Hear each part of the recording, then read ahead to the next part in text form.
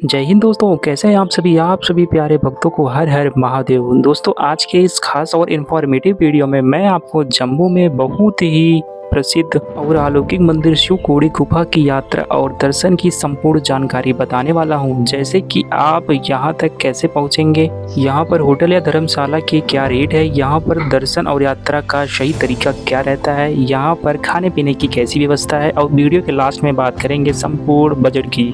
तो अगर आप भी महादेव जी के इस दिव्य और पावन मंदिर में आने की प्लानिंग बना रहे हैं तो यह वीडियो आपकी बहुत हेल्प करेगा। तो A to Z complete information के लिए वीडियो को एक बार पूरा जरूर देखें।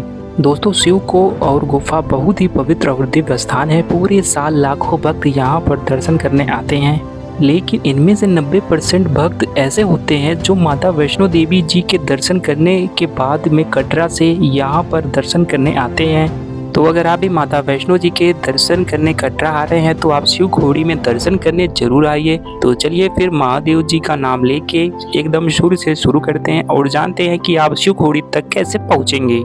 दोस्तों, आपको अपने शहर से सबसे पहले आना रहता है जम्मू बस स्टैंड, और फ्लाइट के माध्यम से आप बहुत ही आसानी से जम्मू तक आ जाएंगे। फिर जम्मू के आगे 115 किलोमीटर दूरी को आपको बाई रोड ही पूरा करना रहता है। रेलवे स्टेशन के बाहर से आपको बहुत सी प्राइवेट टैक्सीज मिल जाएंगी। टैक्सी वाले सेम डे के लिए आपसे 500 रुपये का चार्ज करते हैं, वहीं वापस आपको जम्मू में ड्रॉप कर देते हैं। बात करें बस की तो पहले आपको कटरा आना होगा, फिर कटरा से आपको शिवखोड़ी के लिए बसेस मिल जाती हैं। दोस्तों, जैसा कि पहले मैंने आपको बताया कि मैक्सिमम लोग माता रानी के दर्शन करने के बाद में शिवखोड़ी जाते हैं। कटरा से शिवखोड़ी की दूरी लगभग 80 किलोमीटर है। टूर एयर ट्रेवल्स के ऑफिस हैं, आप यहां पर से बुकिंग करा सकते हैं। कटरा के पुराने बस स्टैंड के पास से आपको शेयरिंग टैक्सीज, प्राइवेट टैक्सीज, टेबो ट्रेवल्स और बसेस मिल जाती हैं। बस में आने जाने का आपसे 50 से 100 रुपए का चार्ज लेते हैं। सुबह 7 बजे से 10 बजे के बीच बहुत सी बसेस जाती हैं। पूरा दिन घुमाने के बाद में शाम को आपको फिर से कटरा में ड्रॉप कर देते हैं।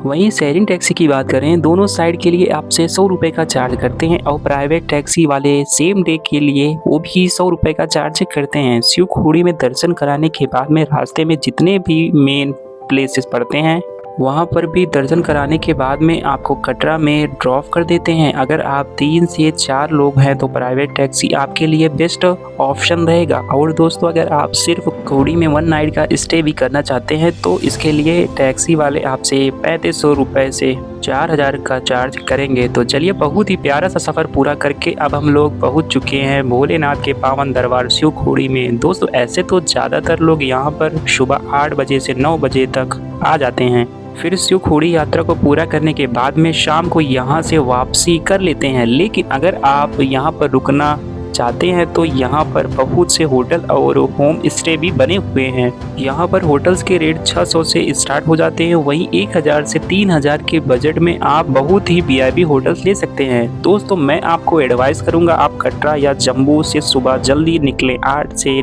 9 बजे तक यहाँ पर आ जाइए, क्योंकि यहाँ पर आप जितना जल्दी आएंगे भीड़ आपको उतना कम मिलेगा। दोपहर और शाम को यहाँ पर बहुत ही ज़्यादा भीड़ भाड़ हो जाती है। तो चलिए बात करते हैं यहाँ पर दर्शन और यात्रा की सही तरीका क्या है, जिससे आप बहुत ही आराम से इस पावन यात्रा को पूरा कर लें। यहाँ की मेन मार्केट को पार करते हुए अब हम लोग आ चुके हैं शिव द्वार के पास में। यहीं से हम लोग को एंट्री कर अपनी यात्रा को शुरू करना रहता है। लेकिन यात्रा शुरू करने से पहले आपको अपना रजिस्ट्रेशन कराना रहता है। शिव द्वार के पास में ये रजिस्ट्रेशन काउंटर बना हुआ है। यहाँ पर आपसे कुछ डिटेल्स मांगते हैं, साथ ही साथ आप अपना आधार कार्ड अपने साथ जरूर रखें। तो चलिए, रजिस्ट्रेशन कराने के बाद में शिव द्वार से एंट्री करते हुए अब हम लोग आगे की यात्रा शुरू करते हैं। प्यारा सा पुल पार करने के बाद में अब हम लोग आगे बढ़ेंगे। दोस्तों, यहाँ पर आपको 3.2 किलोमीटर की यात्रा करना रहता है। अगर आप इस यात्रा को पैदल करना चाहते हैं तो आप पैदल कर सकते हैं। एकदम नॉर्मल चढ़ाई है, आप बहुत ही आराम से इस यात्रा को पैदल भी कर लेंगे। वहीं अगर आप घोड़े से जाना चाहते हैं तो यहाँ पर आपको घोड़ा खच्चर भी मिल जाते हैं। 1 साइड के लिए आपसे 150 और दोनों साइड के लिए आपसे 350 रुपये का चार्ज करते हैं, और मंदिर से 400 से 500 मीटर पहले आपको ड्रॉप कर देते हैं। और फिर यहाँ से कुछ सीढ़ियाँ चढ़ने के बाद में आप मंदिर के पास में आ जाएंगे। और वहीं अगर आप इस पावन यात्रा को पालकी के माध्यम से पूरा करना चाहते हैं तो तो पालकी वाले दोनों साइड के लिए 500 से 1000 रुपये का चार्ज करते हैं। दर्शन कराने के बाद में आपको फिर से यहीं शिव द्वार के पास में ड्रॉप कर देते हैं। दोस्तों मेरी आपको एडवाइस यही रहेगी, अगर आप पैदल चल सकते हैं तो इस पावन यात्रा को पैदल ही पूरा करिए। रास्ते में जगह जगह बैठने और आराम करने के लिए बेंचेस लगी हुई हैं। इसके अलावा खाने पीने और प्रसाद की बहुत सी दुकानें, साथ ही साथ यहाँ पर साफ सुथरे टॉयलेट भी बने हुए हैं। रास्ते में आपको हर तरीके की सुविधा मिल जाएगी, तो आपको इस यात्रा में कोई भी परेशानी नहीं होगी। वीडियो में आप यहाँ के प्राकृतिक नज़ारे और प्यारा सा वातावरण देख ही सकते हैं। सच में बहुत ही खूबसूरत और प्यारा सा रास्ता बना हुआ है। दोस्तों शिवखोड़ी मार्ग में रास्ते में 3 से 4 मंदिर पड़ते हैं। आप अगर चाहें तो जाते समय ही इनको कवर कर लें या वापसी के टाइम पर भी यहाँ पर आप दर्शन प्राप्त कर सकते हैं। दोस्तों ऐसी मान्यता है, भस्मासुर राक्षस ने बहुत ही कठिन तपस्या कर भगवान शिव को प्रसन्न कर लिया और भगवान जी से वरदान मांगा कि वह जिस किसी के ऊपर अपना हाथ रख देगा वह तुरंत भस्म हो जाएगा।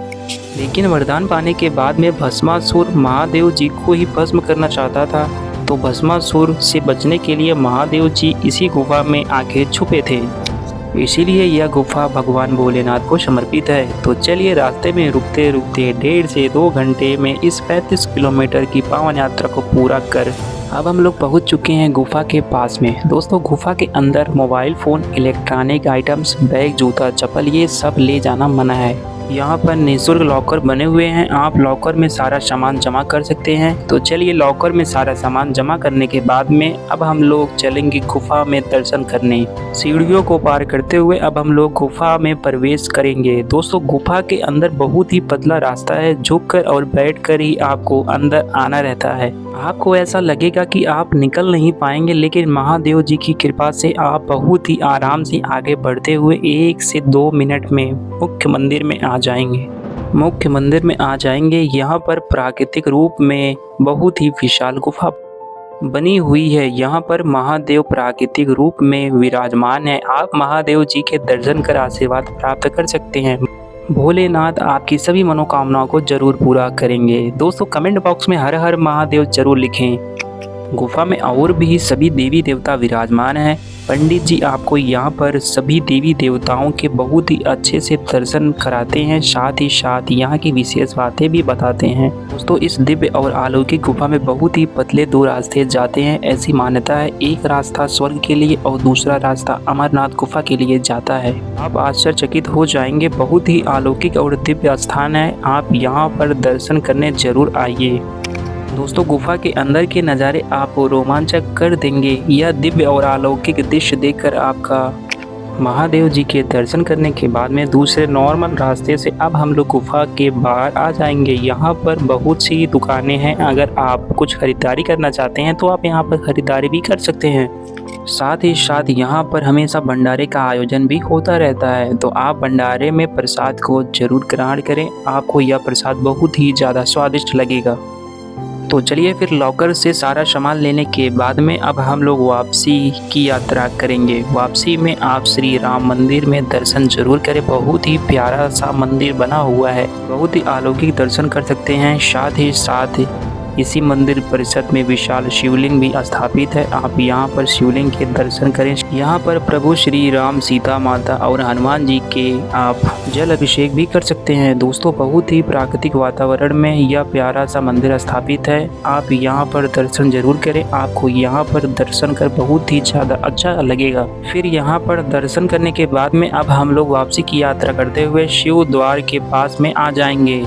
शिवखोड़ी की इस पावन यात्रा को पूरा करने के बाद में अब हम लोग कटरा या जम्मू के लिए वापसी करेंगे। दोस्तों वापसी के टाइम रास्ते में बहुत ही प्रसिद्ध और दिव्य मंदिर भी पड़ते हैं, जैसे बाबा धनेश्वर मंदिर, नौ देवी मंदिर, चिंतो बाबा मंदिर, माँ चामुंडा मंदिर। इन मंदिरों में भी आप दर्शन जरूर करें।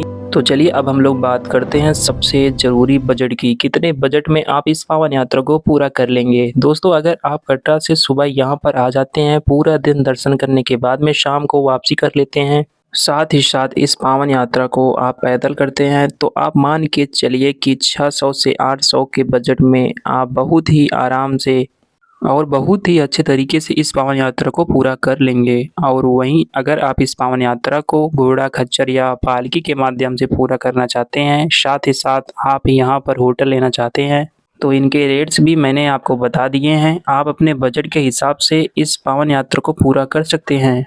तो दोस्तों, यहाँ मैंने आपको शिवखोड़ी यात्रा की हर एक छोटी बड़ी जानकारी को बहुत ही अच्छे और सही से देने की पूरी कोशिश की है। अगर फिर भी आपके कोई क्वेश्चन रह जाते हैं तो हमें कमेंट के माध्यम से पूछ सकते हैं। बहुत ही जल्दी आपके कमेंट का रिप्लाई दिया जाएगा। दोस्तों, यह वीडियो कहाँ से देख रहे हैं और आपको यह वीडियो कैसा लगा, कमेंट बॉक्स में ज़रूर बताइएगा। अगर आपको यह वीडियो अच्छा लगा है तो अपने एक लाइक से हमें मोटिवेट ज़रूर करें। साथ ही साथ आप अपने सभी फ्रेंड और रिलेटिव में ज़रूर से ज़रूर शेयर करें।